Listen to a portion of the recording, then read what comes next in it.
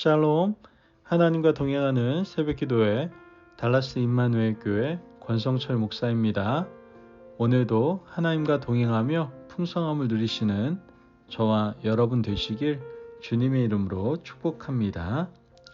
오늘 말씀은 미가서 3장 1절에서 12절까지의 말씀입니다. 내가 또 이르노니 야곱의 우두머리들과 이스라엘 족속의 통치자들아 들으라. 정의를 아는 것이 너희의 본분이 아니냐. 너희가 선을 미워하고 악을 기뻐하여 내 백성의 가죽을 벗기고 그 뼈에서 살을 뜯어 그들의 살을 먹으며 그 가죽을 벗기며 그 뼈를 꺾어 다지기를 냄비와 솥 가운데에 담을 고기처럼 하는도다. 그때에 그들이 여호와께 부르짖을지라도 응답하지 아니하시고 그들의 행위가 악했던 만큼 그들 앞에 얼굴을 가리시리라. 내 백성을 유혹하는 선지자들은 이에 물 것이 있으면 평강을 외치나 그 입에 무엇을 채워주지 아니하는 자에게는 전쟁을 준비하는도다. 이런 선지자에 대하여 여호와께서 이르시되 그러므로 너희가 밤을 만나리니 이상을 보지 못할 것이요 어둠을 만나리니 점치지 못하리라 하셨나니 이 선지자 위에는 해가 져서 낮이 캄캄할 것이라. 선견자가 부끄러워하며 술객이 수치를 당하여 다 입술을 가릴 것은 하나님이 응답하지 아니하심이거니와 오직 나는 여호와의 영으로 말미암아 능력에 정의와 용기로 충만해져서 야곱의 허물과 이스라엘 죄를 그들에게 보이리라.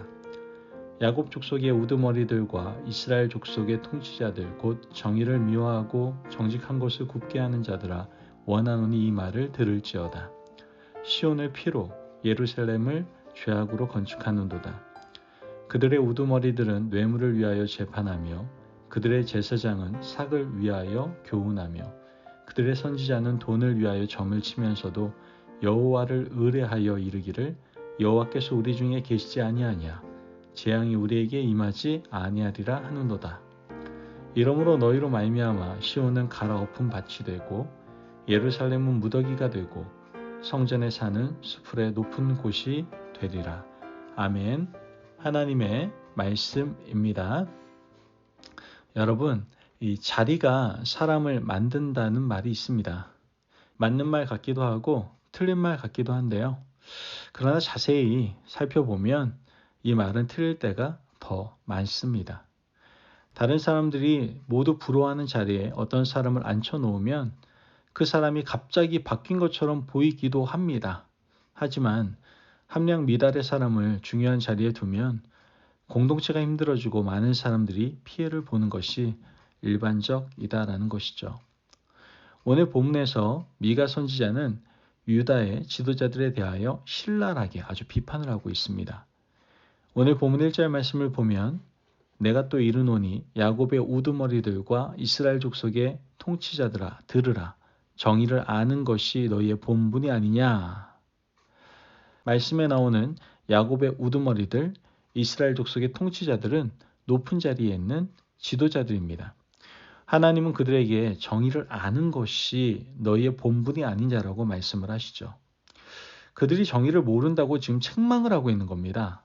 그런데 정말 높은 자리에 있는 사람들이 정의의 사전적 의미를 모르는 것이었을까요? 그렇진 않았을 겁니다. 정의가 무엇인지, 정의를 행하는 것이 어떤 의미인지 그들은 잘 알고 있었을 겁니다. 그런데 문제는 지도자들이 정의를 행하지 않았다라는 겁니다. 머리로는 알고 있는데 정의가 삶이 되지 않았다라는 것이죠. 그렇다면 야곱의 우두머리들, 이스라엘의 지도자들은 구체적으로 어떤 사람을 말하는 겁니까? 오늘 본문 5절 말씀을 보면 내 백성을 유혹하는 선지자들은 이에 물 것이 없으면 평강을 외치나 그 입에 무엇을 채워주지 아니하는 자에게는 전쟁을 준비하는도다. 이런 선지자에 대하여 여호와께서 이르시되 말씀을 보면 우선 선지자들을 말하고 있습니다. 당시 유다의 선지자들은요, 이에 물 것이 있으면 평강을 선포했습니다. 즉 자신에게 유익한 것을 주는 사람에게는 평강을 선포했던 것이죠. 하지만 자신에게 이로운 것이 없으면 뭘 선포해요? 전쟁을 선포합니다. 아주 악한 선지자들입니다. 좋은 것을 가지고 와서 손에 쥐어주는 사람에게는 축복을 선포하지만 그렇지 않은, 즉 가난하고 병든 자들, 아무것도 주지 않는 그러한 사람들에게는 저주를 퍼부었던 그러한 사람들이 당시 선지자들이었다는 것이죠. 어떻게 선지자들이 이렇게 할 수 있습니까? 오늘 우리 시대에도 이런 사람들이 있을까요? 없을까요? 있습니다. 목회자라고 하는 사람이 돈을 좋아합니다. 입속을 밝힙니다. 자신에게 이익이 되는 것을 가져다 주는 사람에게는 축복을 선포하지만 그렇지 않은 사람에게는 관심조차 없습니다. 목양도 하지 않습니다. 돌보지도 않습니다. 아예 눈길조차 주지 않습니다. 어떻게 이런 사람을 영적 지도자라고 말할 수 있겠습니까? 하나님은 이러한 사람들에 대해서 사망 선고를 내리십니다. 6절 말씀을 보면 그러므로 너희가 밤을 만나리니 이상을 보지 못할 것이요 어둠을 만나리니 점치지 못하리라 하셨나니 이 선지자 위에 해가 져서 낮이 캄캄할 것이라. 말씀을 보면 선지자들에게 사망 선고는요, 이상을 보지 못하는 겁니다. 선지자는 먼저 아는 사람들이거든요. 하나님께서 선지자에게 말씀을 주시고 하나님의 뜻을 알려주셨습니다. 그래서 그들에게 하나님의 마음을 전하라고 하셨죠. 하지만 그들의 인생에 밤이 임할 것이다라는 거예요. 이상이 보이지 않습니다. 들리지가 않습니다. 하나님이 모든 관계를 단절하셨기 때문입니다. 그 결과 그들이 전하는 모든 말은 악한 자의 사술이 될 것이고요. 그들이 하는 말은 점치는 자와 술객들이 하는 말과 다를 바 없게 되었다는 겁니다. 왜 그렇습니까? 하나님이 그들에게서 떠나버렸기 때문입니다.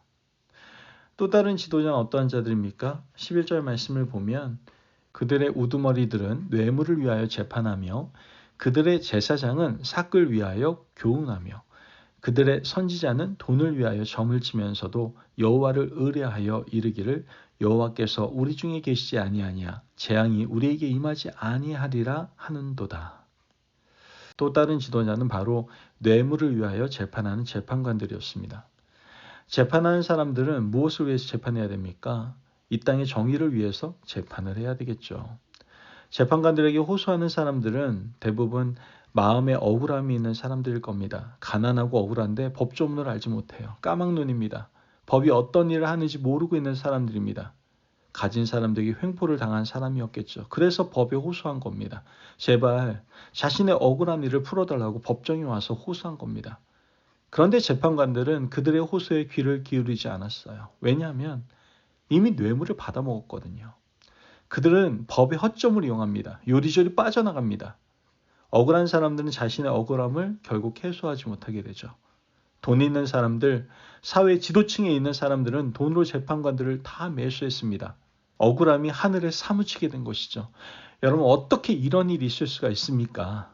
옛날이나 지금이나 사법정의는 뇌물 앞에서 물 건너가 버리는 것을 우리는 보게 되는 겁니다. 또 다른 지도자는 바로 제사장들이었습니다. 11절 말씀 계속 보면 그들의 제사장은 삭을 위하여 교훈하며 라고 말을 하죠. 여러분 제사장이 하는 일이 무엇입니까? 크게 두 가지라고 할 수 있습니다. 먼저 성전에서 예배를 집례하죠. 그 다음으로 백성들의 영적 지도를 담당해야 하는 것이죠.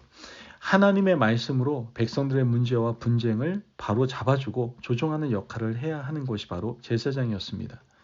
그런데 이러한 제사장들이 돈을 밝힙니다. 삭을 좋아합니다. 그들은 사람들에게 돈을 가지고 나오면 좋은 얘기를 해주고 그렇지 않은 자들을 차별합니다.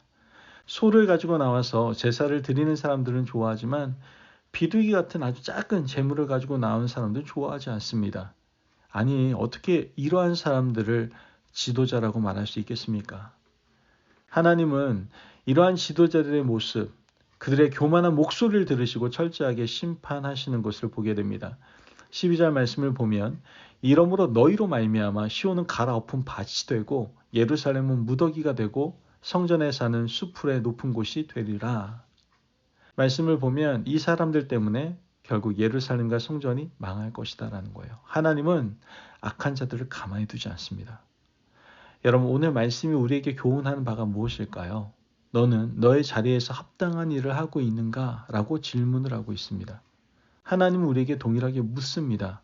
너는 목사로서 합당한 일을 하고 있니? 너는 직분자로서 거듭난 성도의 자리에서 정말 충성을 다해서 역할을 감당하고 있니? 너는 그 자리에서 합당한 일을 행하고 있니? 라고 묻고 계신다라는 것이죠. 우리는 그 질문에 대답해야 합니다. 목사로서, 평신도 리더로서, 거듭난 하나님의 백성으로서 저는 지금도 분투하고 살아가고 있습니다. 이렇게 하나님 앞에 당당히 고백할 수 있는 믿음의 백성들이 되시기를 주님의 이름으로 축복합니다. 아멘. 여러분, 자리가 우리를 구원하는 게 아닙니다. 자리는 우리를 하나님 앞으로 인도하지 못합니다. 자리가 문제가 아니라 바로 우리 신앙의 인격이 문제인 겁니다. 우리가 그 자리에 합당한 신앙의 인격을 갖춰야 한다는 것이죠. 그러므로 오늘 하루를 시작하면서 주시는 하나님의 말씀을 마음에 새기시고요.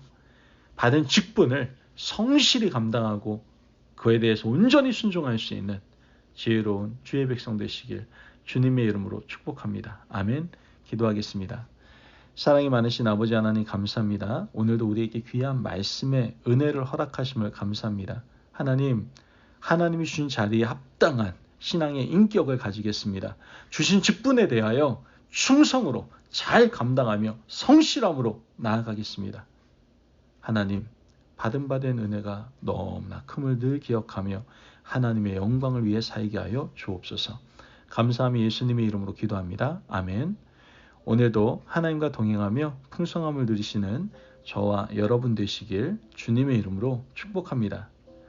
여러분, 하나님께서 언제나 부족한 우리를 인도해 주시고 성장시켜 주십니다. 그리고 우리에게 자리를 허락하여 주십니다. 그 부르신 자리에서 우리가 정말 최선을 다하고 있는지 돌아보시고 부족한 모습이 있다면 회개하시고 다시 합당한 신앙의 인격을 가지고 하나님께서 맡겨진 자리에서 충성을 다하시기를 간절히 바랍니다.